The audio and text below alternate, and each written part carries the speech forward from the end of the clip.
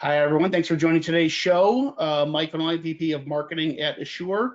And we're going to take a little bit of a different approach today. So as we talk about in every show, the purpose of the show is to get the very best information in the hands of entrepreneurs and small and growing mid-sized companies, the best information they can to grow their business. And historically, that has been in the context of how do we stay compliant? How do we attract the right talent? How do we get the people motivated to work behind our goal and in alignment to grow our business?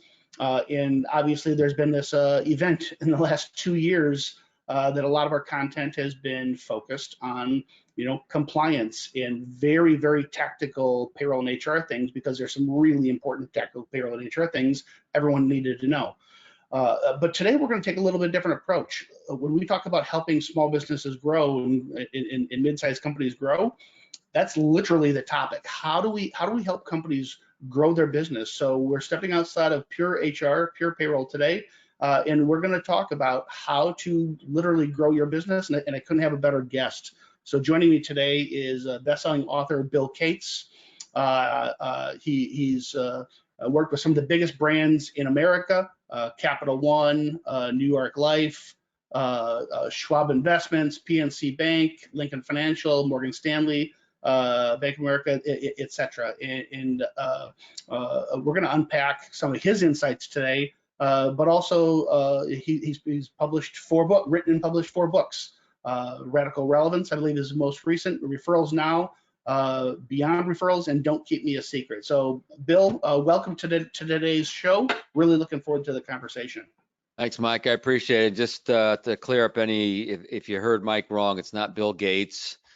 It's Bill Cates. Look, I'm going to help you make more money. and yeah, I've worked for a lot of large firms. I've also worked for a lot of smaller firms too. So everything we talk about is going to be related to the folks listening, something that really anyone, whether you're solopreneur to mid-size or even larger business, will be able to help you out. So thank you. I appreciate the clarification, and hopefully we didn't have any clickbait advertising to promote this event that people think are showing up to see Mr. Gates. Yeah. I have a feeling, Bill, that's not the first time you've used that joke. Yeah, you're right. Well, as a quick little aside lesson to everybody, we're a lot of us are in the name recognition, name remembering business, right? And it never hurts to put in a little wave to get people to remember our name. So that's what I do. That's really smart. That's really smart. All right, before we get into some of the real tactical stuff, like I'm really excited about our next topic about how you talk. You wrote a whole book on radical relevance. Unpack for what you see the 5 main steps for acquiring more customers and specifically the ideal customer. Sure. So there's a lot to go into it, but from my perspective, I'm thinking in terms of multiplying our best clients, best customers, meeting people the way they want to meet us, which is through a recommendation from someone else they already trust. So what goes into that is, first of all, having great messaging, how we message our value, making sure we have the right message for the right person, delivered in the right way, all the really basics of good marketing messaging that a lot of folks either were never taught or just forget about. Messaging is one. Then referrals, introductions, multiplying just referrals. You'll hear me use the word referrals, introductions almost interchangeably, but they really are 2 different things. I think these days, because it's so hard to reach people, someone says, hey, call George, just use my name. Well, George doesn't pick up his is, and he's wondering why his friend gave his name out. And so we've got to turn that willingness of our clients or customers to refer us into an actual connection, an introduction, because that's what we want. That's the word we should use. And then obviously we want to convert folks, set the appointment and convert folks at a higher rate. So the mistake I've seen is a lot of folks, when they're getting referrals, introductions, they're using that borrowed trust that comes with that. They're not using the referral source to learn about the prospect and craft a very relevant message. The message from the introducer, first of all, needs to be relevant of their friend. And then how we follow up to that needs to be super relevant and compelling to get them to move forward. Ultimately, the goal is the new client, the new customer, if it's a good match, right? So when we use favorable of circumstances, when we have the great tailored, relevant messaging to them, and we're confident in the work we do, and we make good recommendations to keep the moving forward, that's where it falls down for some people. They say, here's who I am, here's what I do, do you want it? Right, as opposed to making a good solid recommendation for the next step. And that's what goes into growing your business from my perspective. So, Bill, so I'm a marketing guy. When you say messaging, I know exactly what you mean. I live and breathe it every day. But the average listener probably today, if you're a mid-sized company, might have a specialized role. If you're a smaller company, wearing many hats. Maybe if you're the owner of the company and you run hair salons, you know everything there is to know about hair, but not about marketing. Can you unpack just literally the word messaging a little bit more? And maybe even give us some examples. What might bad messaging look like? And without giving necessarily an example, some you've worked with in the past, but give us a before after contrast so everybody understands what good and bad messaging even looks like. Yeah. So, gosh, where do we start? So, let me give you a keyword first of all. The keyword for any kind of marketing message on our website, LinkedIn profile, any kind of sales, reaching out to someone. A keyword here is empathy. And what empathy is, of course, is understanding, appreciation, knowingness for the other person's situation. So that's where we need to start with our messaging. We have to make sure that the way we write and speak about what we do, where people can see themselves in the message. The mistake that most people make is, here's who I am, here's what I do, da da da da da da. And look, if the time and someone knows they're looking for you or someone like you, then okay, that can work. The problem is it works well enough that people think it really is, but it isn't, right? It's so, to borrow the way Don Miller talks about this in a great book called Brand. Think of you are not the hero, you are the guide. And so the client, the customer, the prospect, they're the hero. They want to be the hero in their. So how you message your value, again, you want them to see themselves in that. So usually in messaging, we often talk about a typical problem, right? Are you facing this problem? Is this an issue? Is this a challenge? And then you present yourself as someone who can solve that challenge. Then now you start to have some pretty decent messaging. Here's what we know about the brain. The brain is scanning its environment a second, pretty fast, right? Unconscious. Where am I? Am I safe? Everything okay? All right. So the first prime job of the brain is to keep the organism safe. And then it's also scanning the times a second, not quite as fast. Is there an opportunity? So the brain is looking for an opportunity to grow, to learn, to gain food, it might be, but only when it feels safe. And so that's why you often see marketers lead with, is this not working? Is this a challenge? And then they'll also talk about the opportunity. You don't want to leave that out because you don't know exactly what's but your messaging talks about the challenges, talks about the opportunities and the way they can see themselves. Then we talk about ourselves, right? Now they're a little more interested. Then we bring our credentials, our licensing, our certifications, our experience. All of those things, those body of evidence is important, but we don't lead with that. Does that help? Does that make sense? Yeah, I think that's helpful. And maybe the next thing I want to unpack a little bit before we move on to radical relevance, and I know I'm borrowing from future topics here a little bit. We talked about like referrals, right? We talk about appointments with people. If I run a hair salon, it's a referral business. If I run a home and bath kitchen remodeling business, referral business. If I'm an accounting firm, referral business. Maybe I'm some online store that maybe this or some electronic service, maybe the term referral doesn't resonate. Mm-hmm. Say more about the power of referral, not necessarily in the old fashioned, we had breakfast together, we exchanged business cards kind of a referral, but the power of transfer of trust and relationship that can happen digitally, not just the old fashioned way we might think of Yeah, referrals. yeah, it's a great question, and I'm getting asked that more and more these days.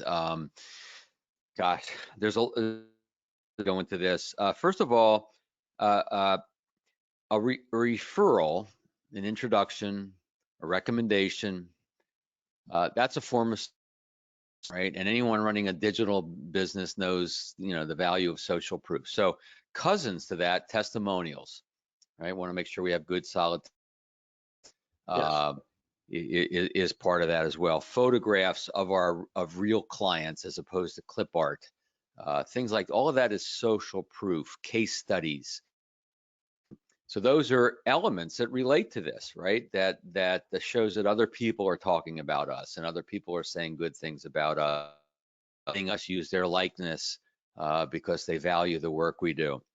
The other Yeah. thing is to have an attitude of leverage, and what I mean by that is, let's say we're putting or let's say we have a lead magnet, right? So a report, a guide, a list, a checklist, something, and they download that, and that gets them into your world. Well, in that process, you want to have, it could be a pre-populated email where they recommend that lead magnet to someone else, right? Hey, I just subscribed to, or I just got this checklist from them. You should check it out. I think you'll like it. So pre-populated emails and other ways to click a button here or there, this message with others, right? If Right. someone buys from you, same thing. Yeah, depending on the product you want, but you can do this digitally as well. I wouldn't say it's quite as powerful, but it should be part of your mix, because if you don't put it in their head, they may not think about it, but just stick it into the conversation and they go, oh, I should share it with somebody. So, Yeah, and appreciate you going there with me because for us to be relevant with such a diverse audience, right? We have white collar, we have blue collar, we have construction, we have software, we have all these different types of people watching the right. show today. And I think on face value, if I'm a traditional referral business, okay, that makes sense.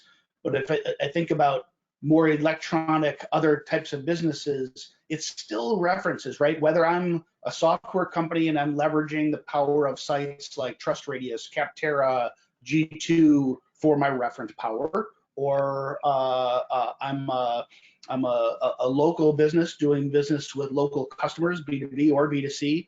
But I'm using things like Angie's List or Nextdoor, right? That this Mm-hmm. isn't the Mm-hmm. power here is not solely with I'm trading business cards at a breakfast or a coffee meeting circa 1992 when I started in sales. Right.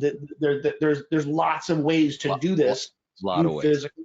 Yeah, right, right, right. And if I could add to that a little bit, first of all, on the digital side, um, one company I've been working with is they get a lot of their new members digitally, uh, magnets and things like that. But they also get a fair number of referrals. And they found, we did some measuring, they got most levels of membership. And just like some of you may have 3 levels of product or service, and they got most of their referrals from the mid levels of membership, which makes sense because those people are more engaged, Right. and those people tended, the people they referred in, at the higher level as opposed to coming in at the lower level.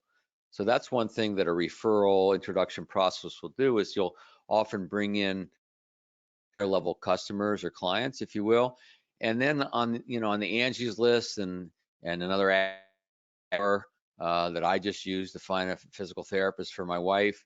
Um, if you're in or a contractor or home services or anything like that, you want to ask your clients, by the way, how'd you And well, somebody recommend, I'm like, oh, so you on that a lot? Tell me more about that. Great. By the way, if you ever see other people asking, right, for you to recommend us next time, right? It's just simple little things where we just we don't want to assume that people do. We want to ask, we want to suggest what to do. So it starts with an awareness, right? And a mindset of how do we use these, and then you start to look for those places, and with that new awareness, you'll see those opportunities you might not have seen before. Right. Very good. All right, let's move on to our next topic. So that's kind of the overview, and appreciate that. Mhm. You wrote a book on this one alone, so we could spend hours on this topic in of itself. But We but could. unpack, first, what is radical relevance? Yeah. So I think the best way to initially subtitle the book, which is sharpen your marketing message, cut through the noise, win more ideal clients. So what does that mean? Well, we know that everyone is inundated with marketing messages.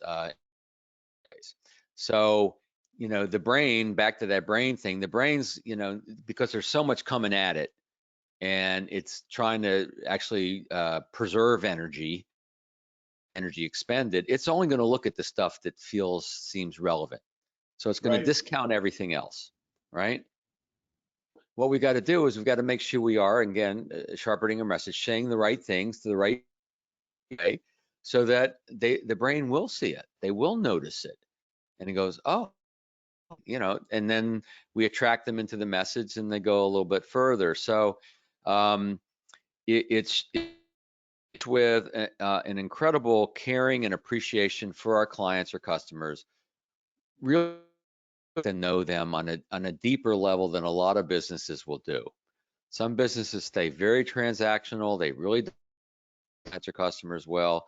They do okay, and they would do better if they took the time and energy to and really understand. Part of it has to do with targeting a market, not trying to be people. A big mistake that businesses make is when they're crafting their message, whether it's going to be on their website or whatever it may be, they err on the side of casting a bigger net, right? Oh, Hmm. I don't want to leave those people out, that group. And so the net can get so big that the messaging becomes almost, it's not going to really attract the right people. And today, whether it's digital or US mail or however many ways to segment lists, that you Right. want to do that, right? You want to have the right message for this message for this person, so it's going to resonate with them, so the brain's going to notice it.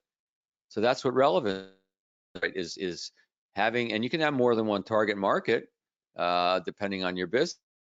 What we call the bullseye within the market, which is some marketers call them avatars, some call them, I just call them right fit clients or right fit customers.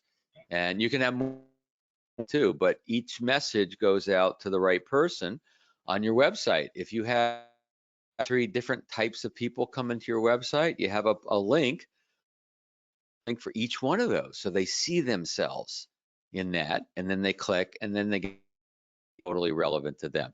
So most people get a sense of this. They're doing this to some degree. Most people don't really as they could, and then so they miss opportunity. So in our previous slide, we were talking about, my words, not yours, but me messaging versus you messaging, right? So Yes. this is how big we are, how strong we are, how many features our product has, how many years we've been in business, and here's how I can help you because I'm awesome, right? Right. Versus here's your situation, here's your business pains, here's the problems and challenges that you're facing every day, and therefore here's some of the solutions that can help you. So which way is the mirror pointing, so to speak? Can you give Yeah. some examples? Go ahead. No, no. Ask your question, because I think what I was going to say fits into it. Yeah, and so now we're talking about, okay, we got the mirror faced the other way. Can you give some concrete examples how, and you pick the business. I don't care what industry. If a business, how I might tailor my message different for one audience versus another audience, Yeah. Without, and Yeah. I'll say it this way, without selling my soul, because I still want to have a core brand, a core identity. I don't want to appear like I'm just a chameleon, being all things to all people. But how do I keep my soul as a brand and still Mm, message to unique audiences? right. So the ways to, I like that idea, the keeping the soul of the brand. I've not heard it expressed quite that way. One of the ways, very specifically, is to make sure you're very clear on the problems that you solve, the core problems that any customer that might come to you or prospect will come to you. And you know, are you clear on the top, let's say, two or three main problems that you solve? Um, and then so letting the message start with that. So for instance, my target markets is financial professionals. You listed a bunch of financial companies. Well, that's one of my target markets. So what is their problem? Well, one of their biggest problems is just seeing enough people. Just in fact, the very successful advisors and wealth managers just say, Bill, just help me get in front of more of the right people. Once I'm in front of them, I can say, do the right things. I didn't realize I can't seem to reach these people, right? Yeah. So so that's my messaging, right? Are you frustrated by not being able to see enough of the right people? They go, yeah. All right, this guy gets me a little. I could go a little deeper, and they go, okay, this guy knows my world, right? Yeah. So that's one way. Another way is to tell a story. A lot of like to have a little story of and people can see themselves in the story. I'll give you, let's go back to that when you introduced me and you said, he's worked for, which I have. Um, so I get a lot of emails from different types of companies. They tend to be more on the digital side of services, not Okay. exclusively, but most of them. And they say, we work for Microsoft, we work for Google, we work for this, for that, all these large companies. Well, that's not relevant to me unless they make it relevant to me.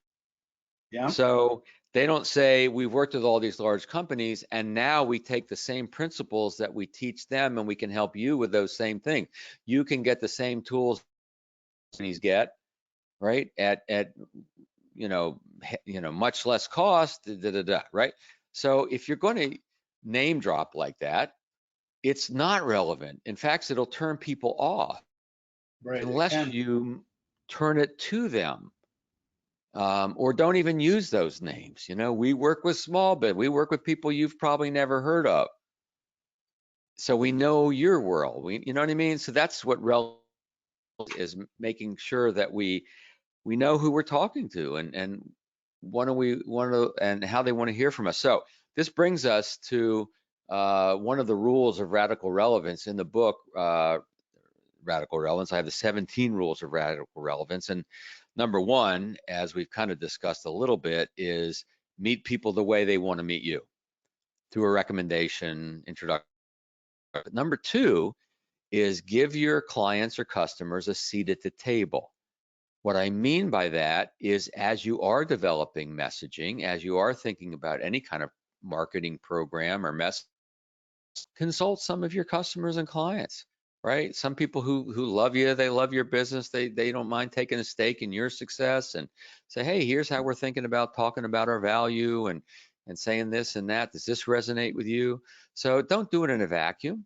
Yeah, you can make a pretty good guess, but talk to your clients and you're going to get some language, some ways of saying things that you would never have considered without talking to your clients. So that's a piece of how you make it more relevant. Yeah. Very good. Hey, so let's just take it a step deeper then. Mm-hmm. You talk in your book about this difference between strategic relevance and tactical relevance. Right. First, maybe give me a definition. What do you mean by that? Yeah. So strategic relevance, one could say macro relevance, bigger picture, right? It's market. Who are your bullseyes in that market? What problems you solve? What makes you a little bit different? How you might start to talk about differentiation. bigger strategic decisions. And then tactical relevance is how you implement that. And the specific words you're going to say, verbiage that you're going to say. So an example of tactical relevance, how you the words you use to communicate what makes you a little different. Now, let me just say one thing. Yeah, it can be very important. There's kind of two levels of, there's some differentiation that we could use that will just attract attention.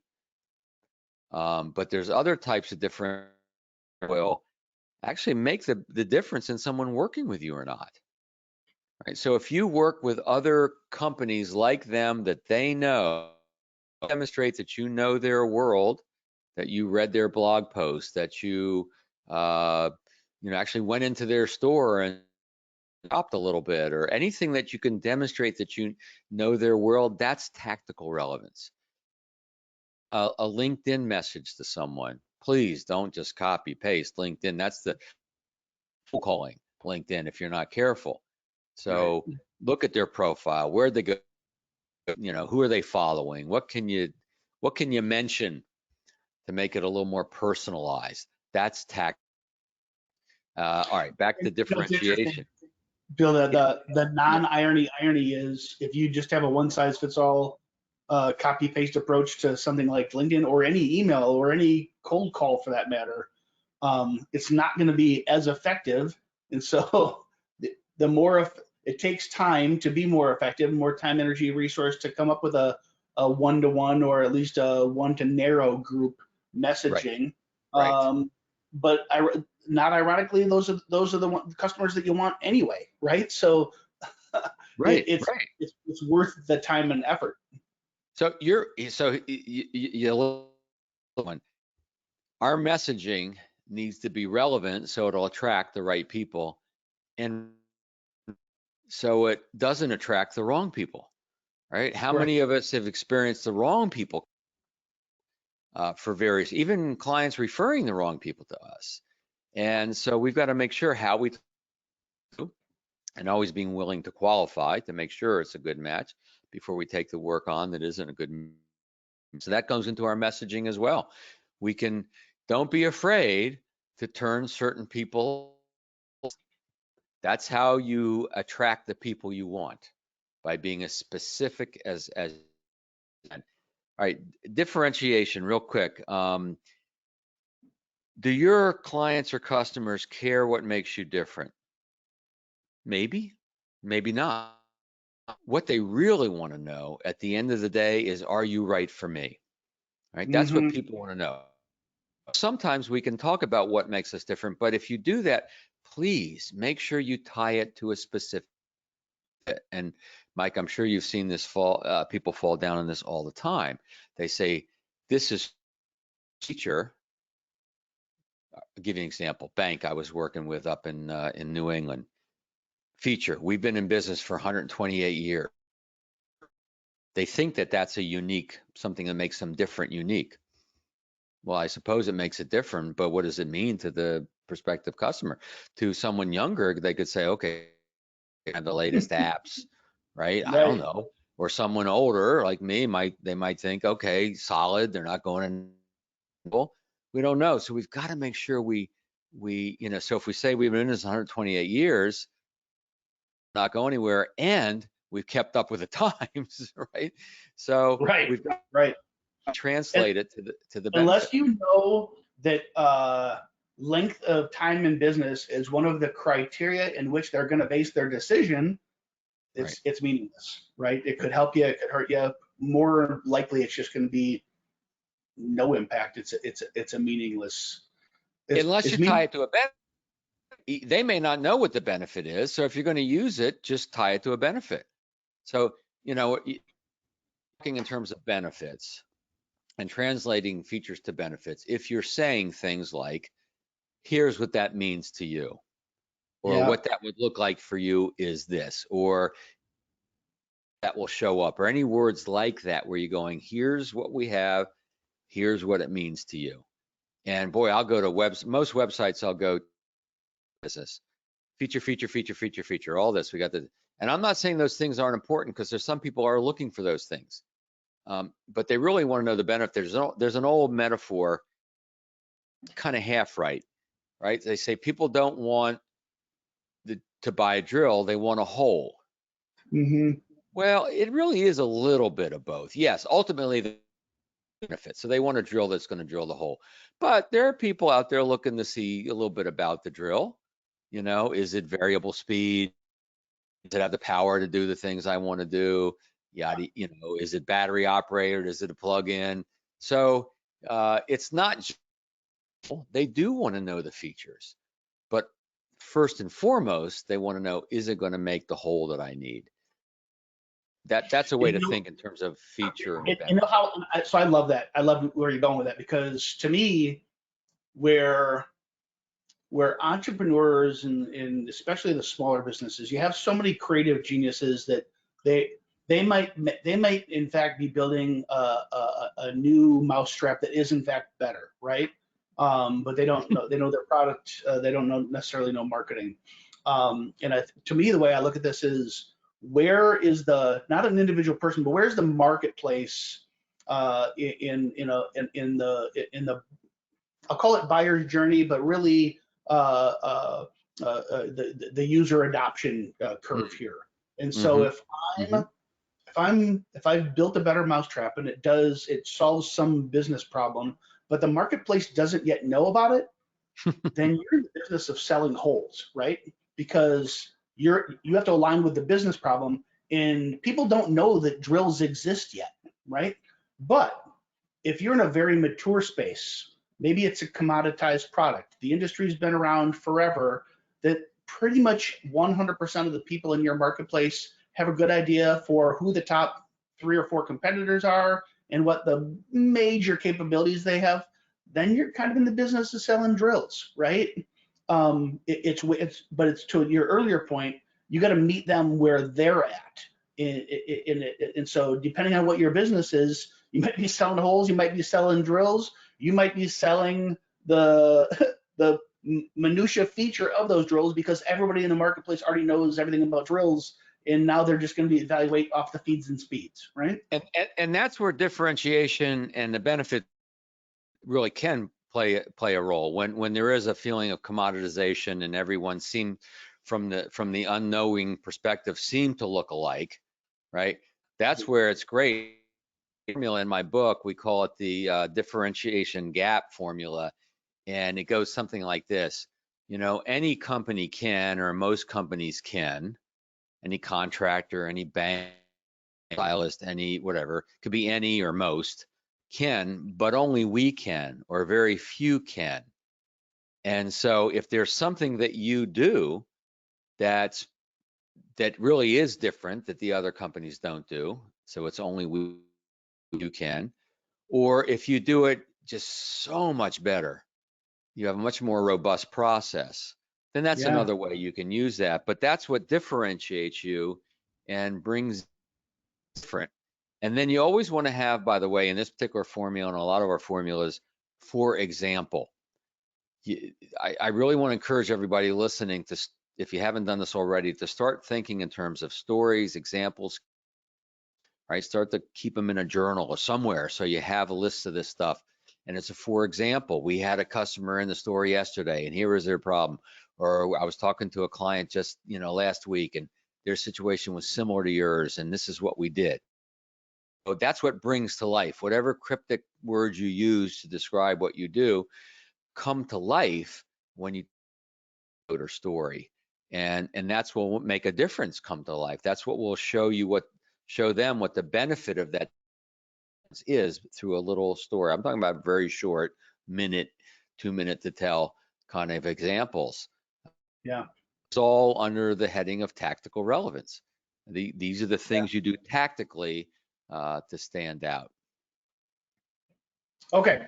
So we talked about extreme relevance and making that emotional connection. We talked about strategic versus tactical, really truly meeting people where they're at, and having the phrases, the quotes, the stories in your hip pocket, whether hip pocket means an email that is at the ready to go or a video that you can share, right? But having those stories to make those connections.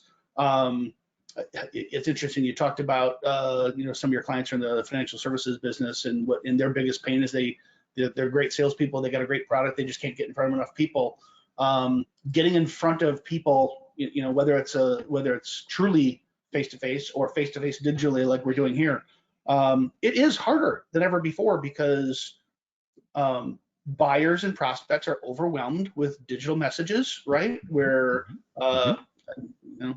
you probably heard the saying, Bill, all good marketers ruin everything, right? We ruin email, we ruin voicemail broadcasting, we ruin display ads, all these things that could really add value for people. Once marketers figure out how to do it, we do it over and over and over again and just ruin it for everybody. And so it's hard to get to people. And so most people, it's not like I think they ever wanted to talk to salespeople, but they kind of had to just to know what was available in the marketplace now, right? Available in the marketplace. But now, whether they're right or whether they're wrong, they think that they can get all the information they need on the web. And so inevitably they end up on your website, right? So what advice would you have for our listeners for how to grow their business when they're thinking about not just a website that talks about me? I think we already talked about the changing that mirror focus the other way on your prospect. But how do you actually build a website that literally attracts and then converts prospects? Right. So the first thing is, if we're thinking website, let's think visually here for a second. The banner, they call it the hero banner. That visitor, right, needs to be a message, something that they can resonate with, whether it's a problem you solve or it's something you help them. About them. Right? It's not the number one real estate, broker in X county, right? It's not an award that you won. That has its place, but that's not what you put at first. At first, you want some sort of a message that a good client could resonate with. So that's pretty important. That's what draws them in. That's what earns the right to a little more of their time, right? Other thing, just real quick, by the way, is testimonials. You want to use those quickly. And my little pet peeve of testimonials, please just get permission from people to use their name and use there's probably enough people that love you. They'd be happy to do it. Very few businesses have I run into where they can't do that. Someone says a great thing about you, Jay Green, or Jay Green Dallas, right? How real is that? Look at my website, virtually every testimonial, or as I like to call them, testimonials,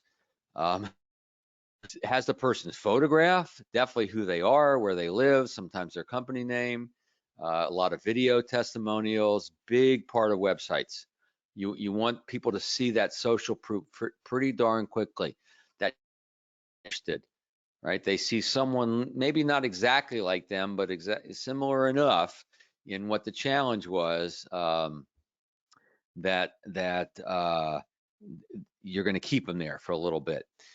Every website page, virtually every website page, I guess there's probably always exceptions, should have, we as marketers, this, Mike, a CTA, a call to action. Tell them, ask them, cajole them what to do next. Never assume that anyone visiting any page on your website, or even reading an email for that matter, is going to know what to do next. Tell them, ask them, right?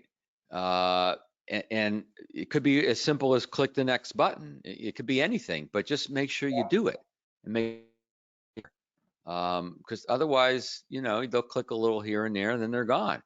You want to create a little bit of a path to purchase, buyer's journey. If you want them to set up a complimentary strategy call, great, do that. If you want them to call and make their first appointment and get a 10%, tell them to do that. Right? Whatever it is, if you want them to tell a friend, have a link for that. And you usually want to minimize the calls to action on any given page. A home page, sometimes a little different, depends on the business, but a fewer links, just what do you really want them to do? Ask them, Yeah. tell them, right? And they're more likely to do it than if you leave it to chance. So that's also important. So now I want to get into that is really very important. In the last chapter of my book, Radical Relevance, I talk about the different types and levels of problems. And there are some problems that we'll call them latent, meaning the prospect doesn't know they have it. It's latent, right? Could be, pest control, right? They probably have termites. They probably have this. They probably have that. They don't know it. It's latent. There's no evidence right now, right? Or they don't have enough life insurance, right? And they don't realize they don't have it's latent. Then there's blatant, right? Then they know they have it. There's evidence in their life somewhere or another. This is the issue. Well, it seems to me that our messaging at first needs to be able to try to speak to what people know they have, right?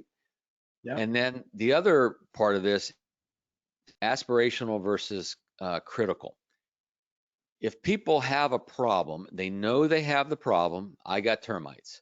I don't have enough life insurance. Whatever it is, right? I got the worst hair in the world. I got a video shoot next week and I got to do something about it. There's a time frame.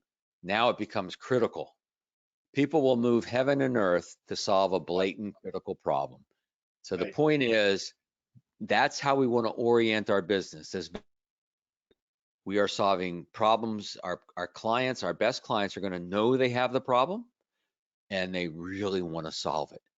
Now, sometimes we got to get in there and help them see it's critical, or help them, realize how it really is there. Sometimes we have to do that education. Want to get to. That's where people will act. People will take action when the pain is high enough, right? When they know they got the problem, they got to fix it.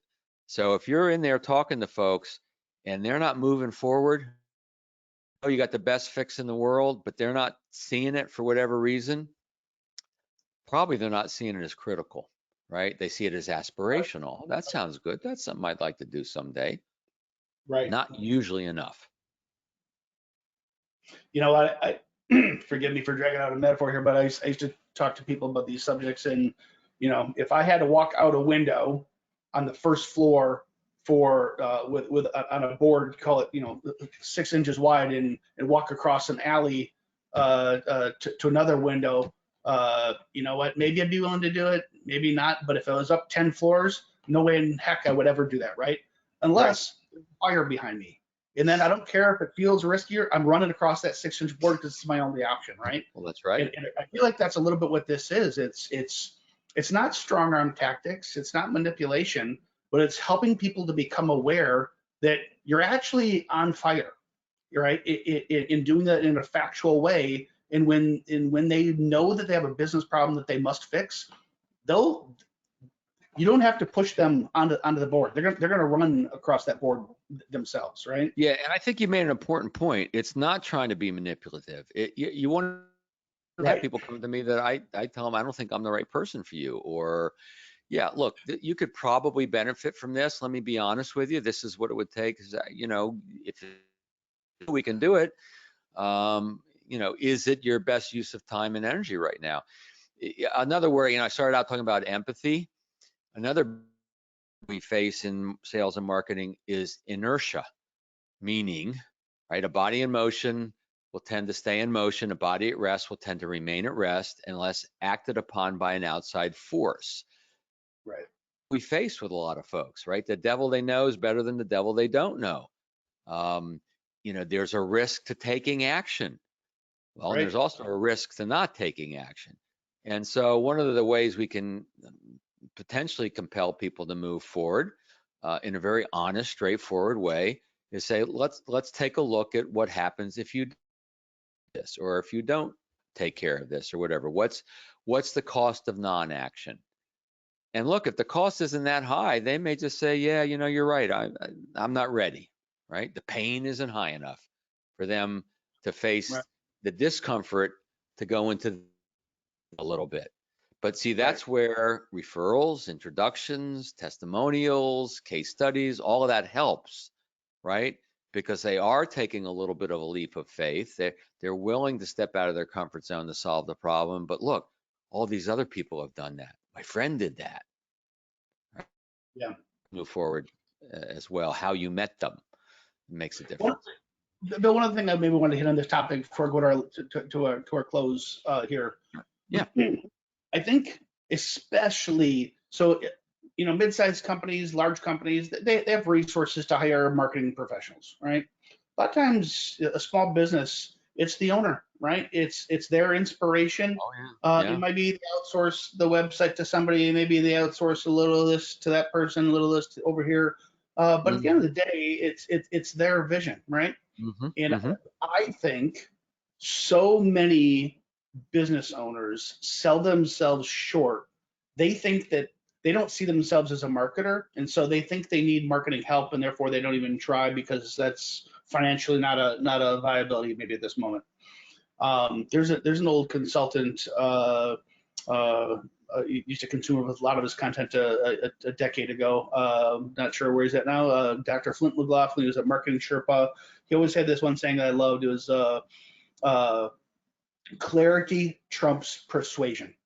And I think I would encourage business owners to think about that. Whether you're producing a PowerPoint deck, a website, a piece of collateral, there's some, of course you want it to look beautiful, but it's far more important to be crystal clear about what you want and what you want them to do. And then you talk about a call to action. You can literally have a button that says click here to and then to do whatever, right? And what the benefit is to them. You don't need fancy slogany, persuasive, poetic prose, because for most people, their BS meters are really good in whether you can be too flowery in your messaging. You're so much better just being really crystal clear about what it is you do, how you help. Speak into that if you could. Yeah. Got another hour. Yeah, right. So first of all, the brain craves clarity. Well, because if something isn't clear, it has to work harder. The brain just doesn't want to work harder. And Right. so Don Miller says, confuse and you lose. And so what I say is be careful about letting your creativity and cleverness get in the way of clarity. Sometimes we get attached to ways of describing what we do and metaphors and expression. They're cute, they're clever, right? But if they get in the way of clarity, forget it, right? I don't care how cute. I had a financial advisor once said, Bill, I tell people I'm like a financial nutritionist.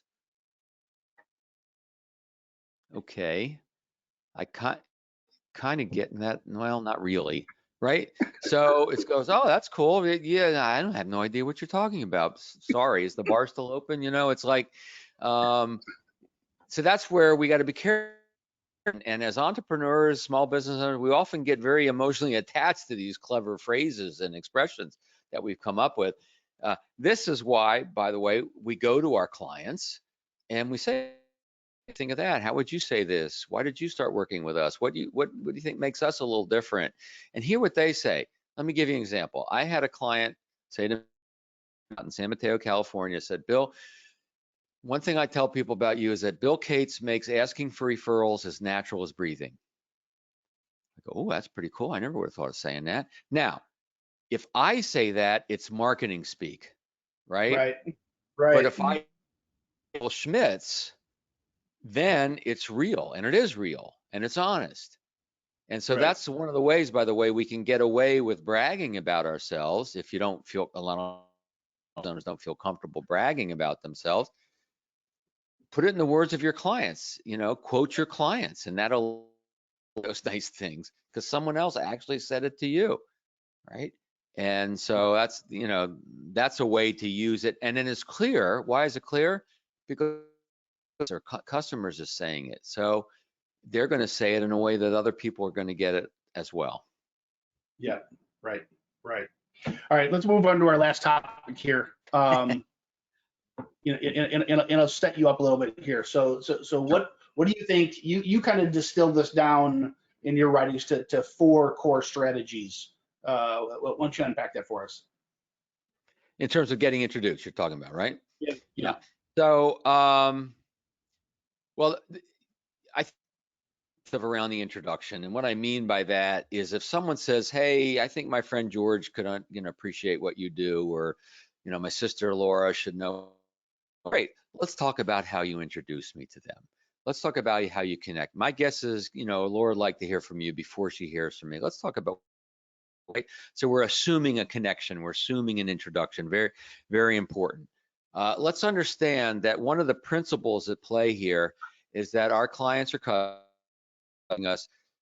They're, to borrow a term from Star Trek, their prime directive is to protect the relationship, right? They want to protect the relationship. They want it to feel comfortable. So we've got to make sure that we say, let's talk about how you introduce in a way that feels comfortable for you and comfortable for him. And, if we're lucky, we'll spark his interest in hearing from me. So we're always thinking comfort, right? Make sure. And this is a collaborative approach. I have a way I like to get introduced. I like to get introduced with what I call an electronic handshake. Mike, Bill, handshake. Yep. Here's what Mike does. Here's what Bill does. Hope you guys connect. That's one of the most powerful ways, efficient ways to get introduced.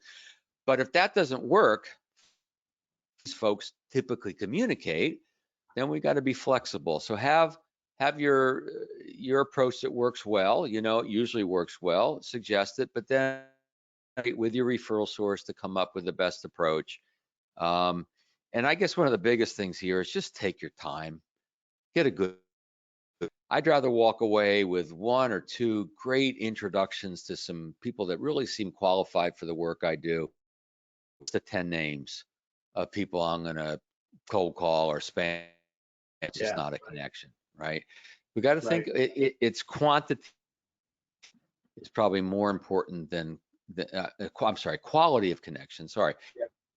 Quantity is an issue, of course. We always want enough, but that's, quality of connection is really what's going to make it go.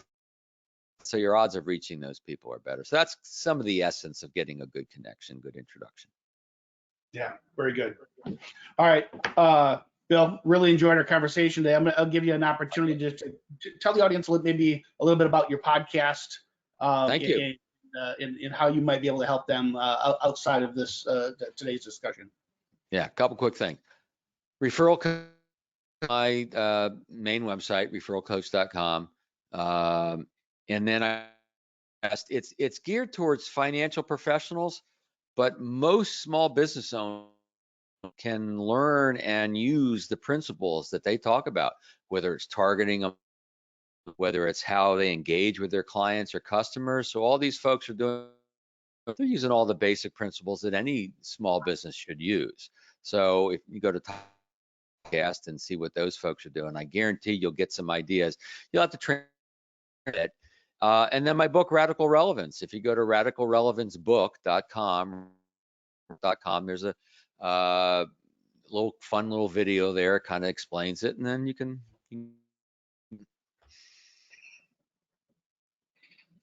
All right, Bill, thank you so much. Enjoyed the conversation. Hopefully we added value for our listeners today. So as I said at the top, so much of the content that we bring to our customers, to our prospects through this channel, through this show, have to do with payroll and human resources and compliance and attracting talent, developing that talent, retaining the talent, getting your people behind your goal so that you can focus on growing your business. So really, I personally really enjoyed these conversations and enjoyed a little bit of a deviation to talk about really on the front, helping to grow your business beyond payroll HR. So Bill, thanks for joining me today.